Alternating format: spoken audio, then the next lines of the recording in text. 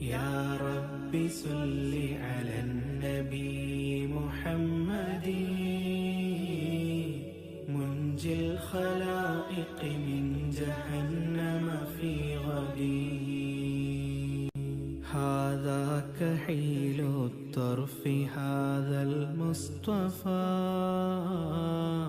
هذا جزيل الوصف هذا السيد. يا رب صل على النبي محمد منجي الخلائق من جهنم في غده.